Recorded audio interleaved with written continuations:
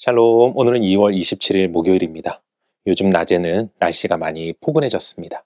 하지만 환절기 큰 일교차에 항상 건강 유의하시고 오늘도 하나님과 함께 동행하며 승리하는 하루 되시길 소망합니다. 오늘 우리가 통독할 말씀은 신명기 27장에서 30장까지입니다. 오늘 말씀은 모세의 세 번째 설교로 모세는 가장 먼저 이스라엘이 가나안 땅에 들어갔을 때 해야 할 일에 대하여 설명합니다.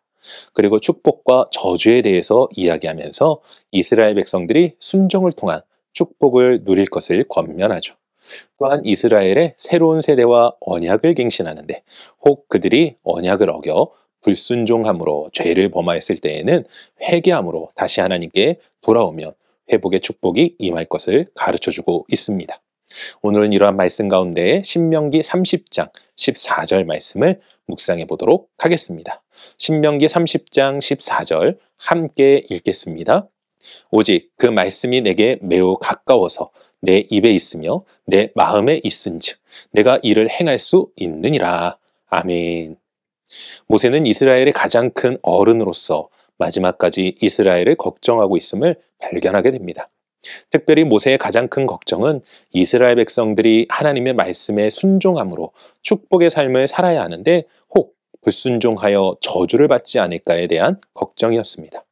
그리고 혹여나 모세가 죽은 이후에 그들이 불순종에 대한 핑계로 하나님의 말씀을 듣지 못하였고 그분의 뜻을 알지 못하였다고 할까봐 모세는 오늘 말씀을 통하여 말씀은 이미 주어졌으니 그 말씀대로 행할 것을 권면하고 있습니다. 곧 모세는 이미 너희의 입과 마음에 있는 하나님의 말씀을 행하라는 것입니다.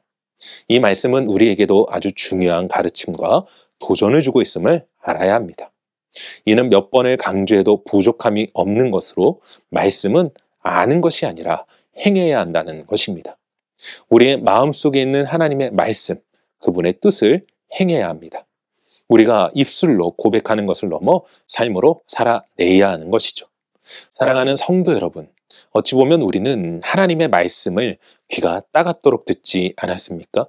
그분의 말씀을 읽었고 묵상했으며 예배 가운데 설교를 들어왔습니다. 물론 우리가 성경의 100%를 알지는 못한다 하여도 우리를 향한 하나님의 뜻은 이미 알고 있다는 것입니다. 그리고 이제 우리는 그 말씀을 삶으로 살아내야 합니다. 알지 못한다고 핑계할 수 없습니다. 그러니 우리 모두 하나님의 말씀을 아는 것부터라도 하나씩 행할 수 있기를 바랍니다. 여기서 확신하며 믿는 것은 우리가 하나님의 말씀을 행할 때 오늘 모세를 통하여 약속하신 축복이 우리의 삶에 나타날 것이라는 겁니다.